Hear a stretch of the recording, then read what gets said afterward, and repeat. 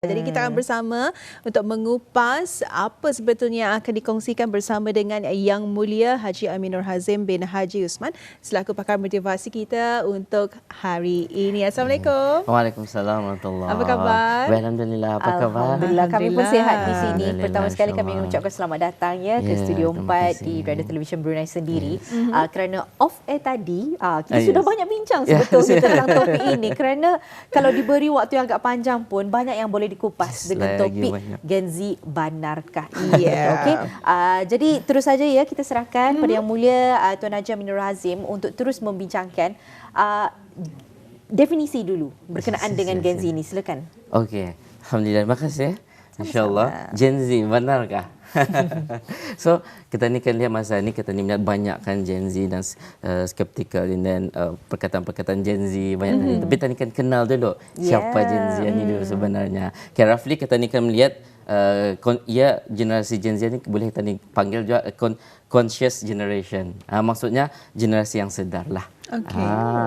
Diorang tu sedar dengan kepelbagaian apa yang terjadi masa ni lah. Paling simple tadi lihat juga lagi Gen Z ni dari tahun bila. Betul. Itu yang ingin tanya Itu yang kita sebetulnya. ni tahu juga secara ringkas. Gen Z ni roughly dari tahun 1997 yang lahirlah tahun 1997 sampai 2012 lah mostlynya.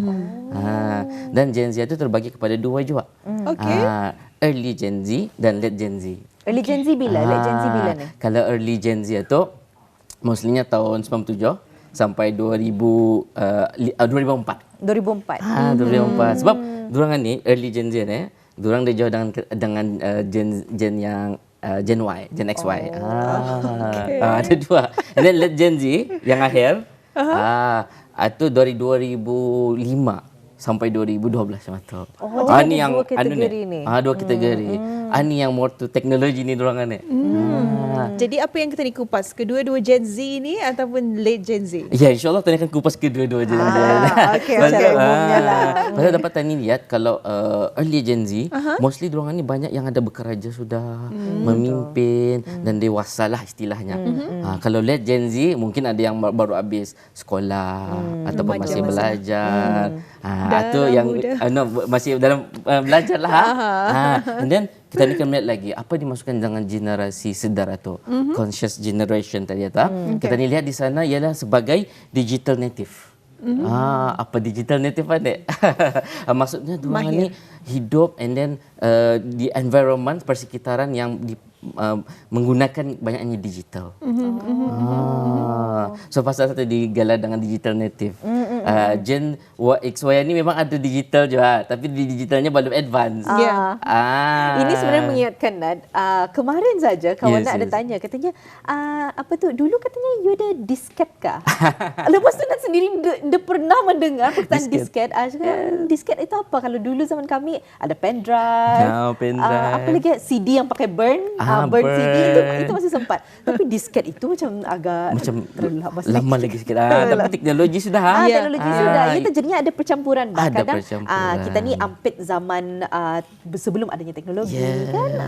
Dan sekarang tidak jarang lagi sudah menggunakan. Jarang digunakan yang lama. Even ada lama. yang tap kan tap film. VHS tu kan. So nowadays kan digital itu sudah advance. Yeah. So that's why di generasi Gen Z itu teknologinya lebih advance lagi. So yang kita galar ialah digital natives. Apa maksudnya lagi? Ialah satu evolusi kan. Manusia ni sentiasa Berubah. berubah dari masa ke semasa. So itulah yang dikatakan digital native itu. Dan apa lagi yang ada dalam pada Gen Z ni? Ia adalah satu diorang ni ada satu sikap yang namanya pragmatic dan skeptical. Apa tu pragmatic dan skeptical ni? Pragmatic ni maksudnya practical. Diorang suka membuat sesuatu yang ada hasil. Kalau akan dipikirkan logik. Okay, let's say aku buat barangan ni, apa aku akan dapat? So mesti ada hasilnya. So itu yang bagus kan? Betul. And then skeptical ni diorang istilahnya jujur wah. Diorang suka melihat ada kan unboxing. Review dulu, melihat review dulu. Barangan ni boleh aku balikin dah. Bisa dah dibalik. So it's a good thing. Kan? So diorang research dulu benar-benar. Kalau bagus, okay, we can buy. Tadi cuba balik. Itu yang ada bagusnya kan? So itu yang dikatakan dengan pragmatic dan skeptical tadi. Okay. And then ada lagi satu pentingnya generasi Z ni kita ni mesti tahu je dorang ni adalah satu pemain utama untuk mencapai wawasan kata ni 2035 ni. Pasal memang banyak kan masa ni. So doranglah antara pemain utama untuk mencapai wawasan 2035 insya-Allah. Itulah kita harapkanlah ya generasi yang akan memimpin ini nanti menjadi satu generasi yang multi-skilled, generasi yang orang lebih seperti yang Tuan sendiri kongsikan, lebih conscious sebetulnya. Kerana mereka lah pemimpin di masa hadapan nanti. Ya, jadi sebetulnya kita ingin mengetahui juga kan, kalau Gen Z ini, kalau pada ketika ini semua mahukan segalanya cepat. Adakah ini hanya satunya orang perkara yang sering kita didengar ataupun adakah ia betul? Adakah ini yang dapat kita ni kategorikan sebagai satu perkara yang perlu kita dibincangkan juga? Mungkin Tuan dapat kongsikan perkara ini. InsyaAllah. So ia adalah satu stigma yang selalu digunakan untuk Gen Z ni, yang beritahu diorang ni dah sabar. Dah sabar. So mungkin di sana boleh kita ni lihat di sana sebenarnya adalah satu yang lebih kepada positif sebenarnya. Bukan dia sabar, tapi diorang ada kecekapan di sana. So ibarat lebih laju daripada yang dia cakap, diorang adjust sesuatu sistem itu supaya cepat siap, istilahnya lah. Macam mana caranya? Dengan mencari solusi. Ada cara. Contohnya daripada contohlah kan kita ni biasanya menulis borang. Daripada menulis borang untuk lagi cakap pakai digital. Advance lah ni maksudnya. Advance kan. So lagi cekap di sana, bukannya dia sabar. Tapi kita ni melihat kepada lebih positif di sana. Istilahnya ibaratnya jangan buang masa, jangan membazir masa. Kan kita ni selalu menasihati jangan buang masa. So outcome generasi Gen Z ni diorang praktikkan dengan digital. Di digital. Kan kami dilatih jangan buang masa. So sudah kami buat. So inilah antara yang kenapa kita ni melihat diorang ni dah sabar, bukan dah sabar, tapi kita ni melihat kepada sikap yang positif, rupanya diorang menginovasikan sesuatu untuk memudahkan kita ni. Tadi bila mana Rami bertanyakan Tuan sendiri berkenaan dengan Gen Z yang katanya kurang sabar, nak fikir dari segi betapa attention span mereka sangat rendah kerana mereka membesar dengan teknologi. Jadi kalau dapat kita lihat, ada beberapa yang mungkin seawal umur 2 ke 3 tahun sudah main iPad dan sebagainya. Jadi nervous systemnya pun Indah lagi okey pada dari awal. Pasal ya biasa semua video tu laju seminit, berapa saat macam tu kan. Jadinya bila ia membuat kerja harian, ia mahu semua tu serba cepat. Ia Indah menghargai lagi proses satu. Jadi mungkin itu adalah satu dari perspektif yang lain mungkin ya Tuan ya. That one pun ada perspektif lain lagi. So kan katanya obviously kanak-kanak memang dengan gadget. Jangan kanak-kanak, katanya dewasa pun sudah sedikit. Memang dia lagi memang kita akan laju juga. Dalam 1-2 second sudah scroll. Kan? So di sini kita ni melihat kita ni melihat macam mana kita ni kan mengawal. Kan Gen Z tu perlu dikawal, perlu dididik. So kita ni sebagai mungkin pendidik ataupun mentor, kita ni akan meng-guideline macam mana supaya diorang faham, boleh scroll tapi macam mana. Dijelaskan kan, kalau di sana macam mana boleh alai scroll laju-laju, pasal apa alai terasa boring, dijelaskan. Rupanya aku scroll pasal boring, pasal infonya dia siok. Macam mana boleh dia siok? Pasal dia menarik perhatian. Contoh macam tu. So diorang pun jelas. Okey. Ini salah laju tapi ada sebab. Faham. Kan? Ada penjelasan. Kalau anda dijelaskan, that's why kata ni kurang faham. Kena marah. Itu macam kita ni masa damit tu. Masa damit kan? Contohnya satu. So, itu yang dapat dilihatkan di sana, bukannya dia sabar, tapi diorang memfokuskan kepada kecekapan. Diorang mencarikan tadi solusi sebenarnya.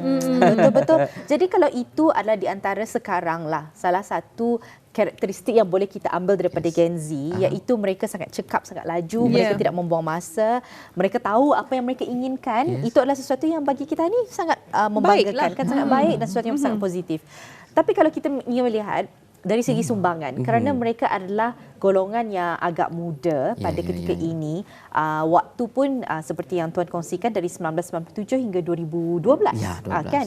Tapi melihat dari segi sumbangan, bagaimana? Apa sumbangan Gen Z setakat ini kepada masyarakat? Silakan Tuan. Okey, dapat tadi kita kan melihat ni. So kita ni sudah lihat positifnya. So kita ni apa sumbangan bis dia ya. So dapat tadi lihat and then kita ni dapat panggil juga generasi Gen Z ni ibarat the new oil. Kenapa the new oil? Pasal kalau kita ni asuh, tani ajar diorang dengan sebaiknya, Gen Z ni jadi new oil. Jadi kita ni punya apa? Aset. Aset yang baru untuk negara kita ni. Contoh oil tu, tani jaga, tani bagi produksi yang bagus. So hasilnya lumayan. Sama juga macam Gen Z ni, the new oil. Intelektual yang bagus and then ya ibarat a human capital juga. So di sana sumbangan-sumbangan diorang ni boleh membagi outcome yang bagus negara. Contohnya diorang buat ekosistem perniagaan. Banyak yang maju-maju kan masa ni dari segi perniagaan, diorang punya idea. Macam mana kita ni kan mengembangkan lagi idea diorang. Dan bukan lagi kita ni yang membantu, diorang yang membagi sumbangan itu. Idea diorang bagi, teknologi diorang bagi tahu buat macam mana dan sebagainya. So, itu antara kita ni dapat lihat sumbangan yang diorang bagi arah negara kita ni. Dari segi ekonomi di sana.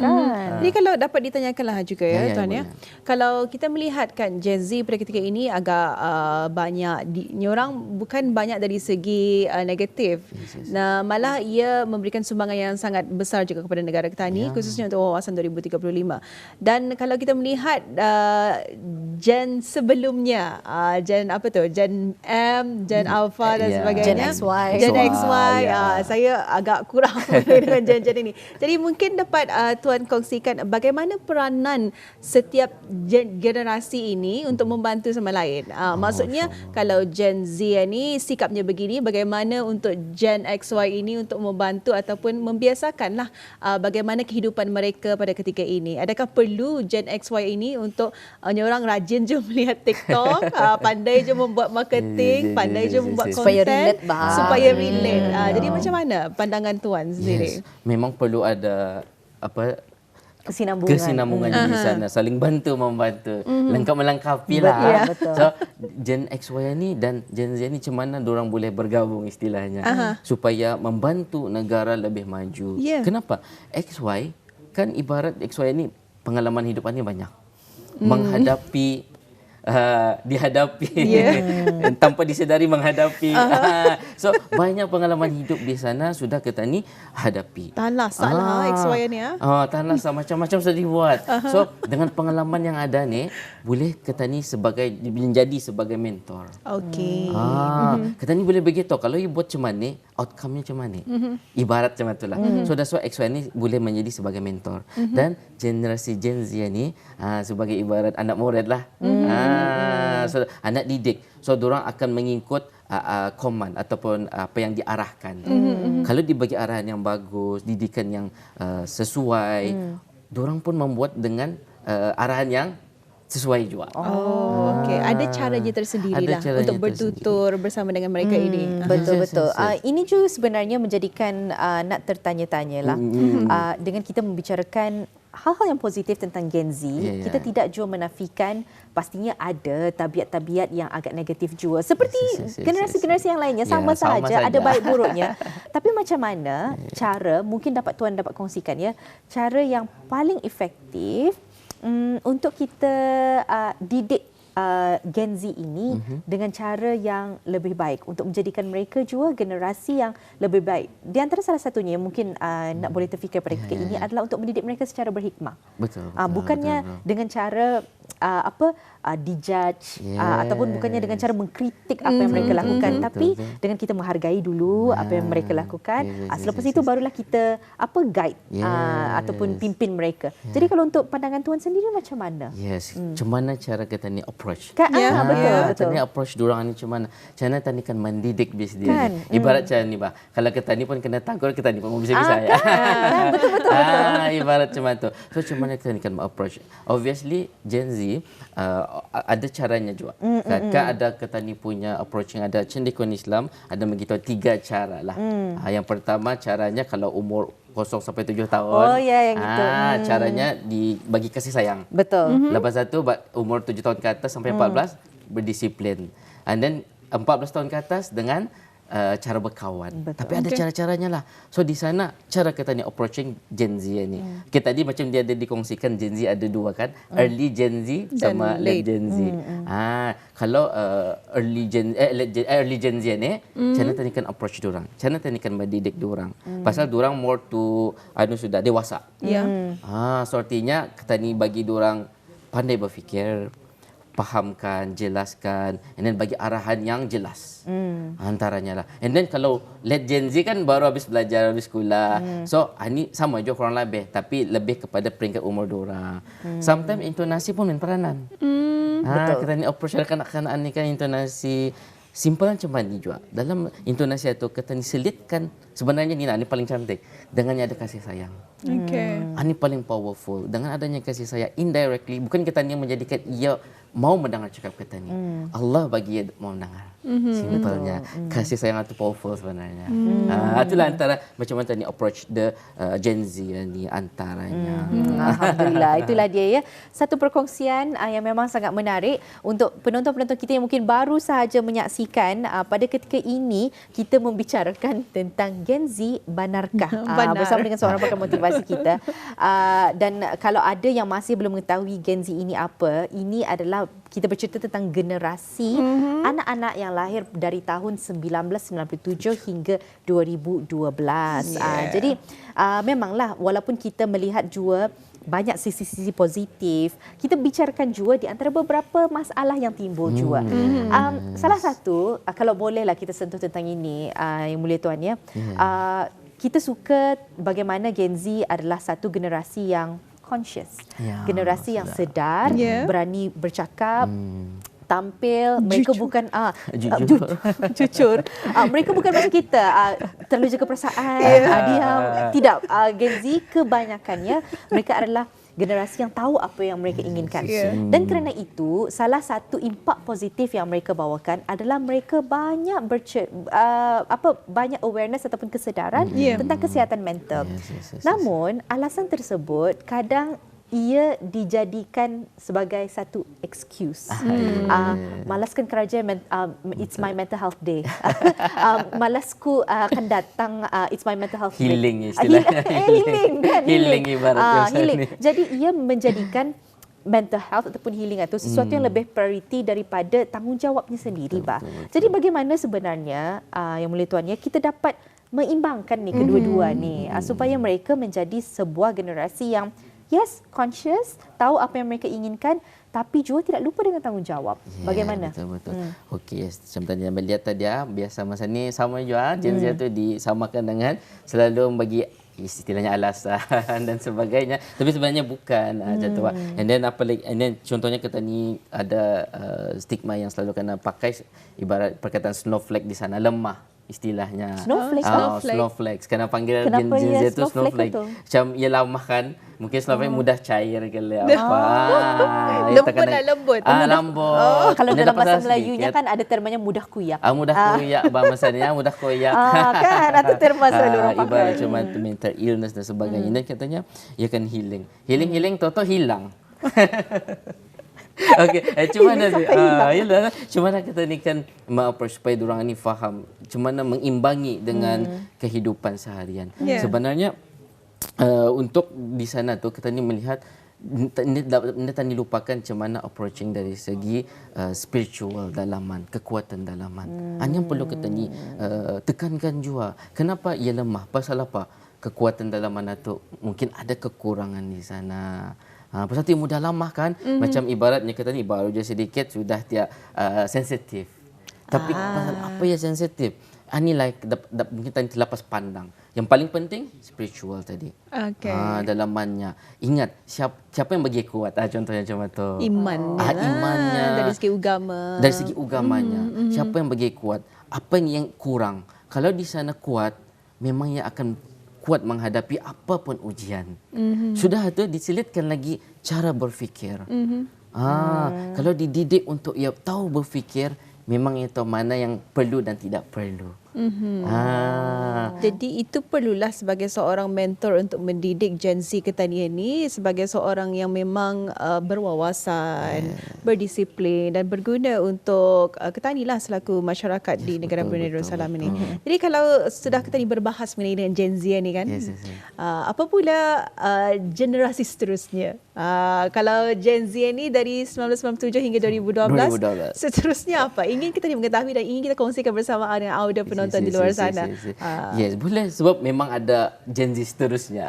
Generasi yang menyambung. Okay, yang dapat tadi lihatlah memang Gen Z sampai 2012. Ini disambung lagi dengan Gen Alpha namanya. Alpha. Gen Alpha ni sehingga 2024. Okey.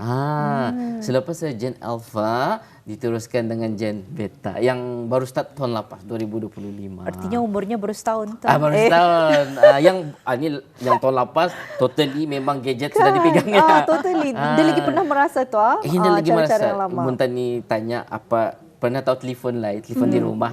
Dah kali diorang tahu Punya Gen Beta baru juku lahir. Baru ni tahu kali apa lagi kalau tanya pages apa pages dia lah.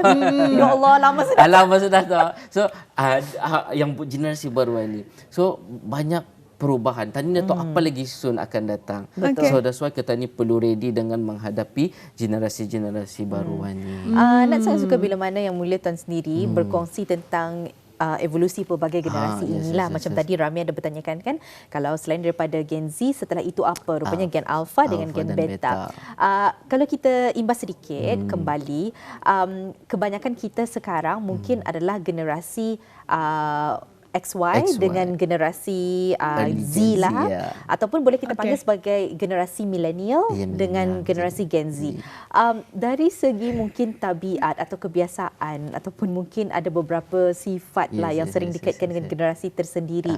Apa beza tabiat-tabiat ataupun sikap-sikap generasi milenial dengan generasi Gen Z? Okey, dari sedikitlah saja dikongsikan. Sedikit boleh. Sikapan ni pun antara yang ada beza di sana. Kan? Ibarat contoh kalau dari segi bahasa perkataan. Yang diorang spill the tea. Dari slang, spill the tea. Dari segi sana, apa lagi bahasa yang ada beza di sana. Kadang-kadang no gap apa. Banyak istilah-istilah dia ni. Itu dari segi bahasa. Dan dari segi pemikiran lagi, mindset. Kalau kita ni mudah, okey, ni dia dapat buat, tadi akan mencari solusinya lagi. Mungkin antara Gen Z, diorang ada macam tu, ada masalah, mungkin diorang solusinya lain cara diorang. Lebih kepada cara barulah, cara digital baru lah lagi, cara Gen Z lagi. Cara kita ni, itu perbezaan. Tapi ada hikmah di sebalik kedua-dua perbezaan ini. Sebab ia akan melengkapi. Betul. Keseimbangan. Dan antara yang paling nampak lagi dari segi apa? Dari segi pakaian. Gen Z dan Gen millennial kan nampak tu. Tapi sebenarnya yang dapat saya lihat Gen Z yang dorang pakai pakaian-pakaian masa ni yang lebih kepada yang tahun 60-an, yang 60-an punya kan. Kalau dapat nak kongsikan juga, ada baru-baru ini dikeluarkan statement katanya generasi ataupun Gen Z ini malahan lebih lebih menginginkan lebih fashionable satu, tapi lebih menginginkan barang-barang yang dulu-dulu. Kalau dilihat kamera, kita pakai kamera begini kan. Tapi kalau Gen Z, mereka pakai char camera kah, char Kodak. Mereka pakai digital camera yang lama-lama yang kita harus masukkan pendrive dan sebagainya dengan memori card. Istilahnya Kodak. Istilah Kodak. Malahan adik Nan sendiri, beliau adalah seorang Gen Z lah, early Gen Z. Dia selalu pakai kamera yang Polaroid. Polaroid. Yang boleh gambar sekali saja keluarkan. Jadi itu jadi sesuatu yang orang cali bah. Diorang pulang kan, maybe pasal diorang indah ampit merasa bahkan. Suka dengan tema vintage itu. So that's why kan kembali semula berbalik semula jenah tu. So that's why sebenarnya melengkapi kan. Dari segi dah banyak tadi, dari segi slang, fashion, mindset dan sebagainya. Betul. Alhamdulillah. Mungkin ada orang rumusan ke untuk kita ni menutuplah wawancara kita mengenai dengan Gen Z Banarkah ini. Mungkin akhirnya Tuan dapat kongsikan. Okey, insyaAllah boleh. So untuk menutup ruang kita ni punya benarkah Gen Z ni? So kita ni melihat kepada lebih positif lah. Lebih baik kita ni melihat kepada positifnya. Sebab apa? Ini kita ni selitkan lagi dengan apa yang pendidikan Islam itu terapkan. Okey. So insya-Allah dengan adanya Gen Z dan ada gennya milenial, kita ni bersatu melengkapkan sesama sendiri, insya-Allah tani dapat mencapai wawasan 2035. Alhamdulillah. Apapun itulah dia sebenarnya objektif untuk kita membicarakan kan, bukannya untuk kita melihat apa kebaikan, apa keburukan saja-saja. Tapi sebenarnya ia menjadi satu sesi untuk kita mengaudit sebenarnya diri kita dan orang-orang sekeliling. Adik-adik, kita ada adik Gen Z, anak buah anak kan buah, dan banyak. sebagainya. Jadi setiap seorang memainkan peranan. Kita sebagai generasi apa sajalah. Generasi rahsia. Generasi ya tadi. Tapi dengan kita memimpin juga Yes. generasi-generasi muda ini, supaya kita seperti yang Tuan kongsikan tadi dapat saling melengkapi, dapat bekerjasama dengan lebih baik lagi. Apapun, sekali lagi ribuan terima kasih, tak lupa Alhamdulillah, kita terima ucapkan kasih. Sama-sama. di atas kedatangannya datang ke sini. Alhamdulillah. Satu topik yang sangat menarik. Ya, Nanti, betul-betul. nanti kan mungkin ada Mungkin ada generasi sambungan. barangkali part 2. Betul. Apalagi kan Version dua lagi. dirahsiakan Apa lagi, dia dikongsikan. Apalagi kan di spill the tea. Spill the tea. Spill the tea. Begitulah, kita harus guna slang Gen Z. Apapun, terima kasih. Tak lupa ya, kita Ya, ucapkan sama-sama. insya-Allah di lain kesempatan kita akan bersua lagi. Assalamualaikum. Waalaikumsalam warahmatullahi wabarakatuh.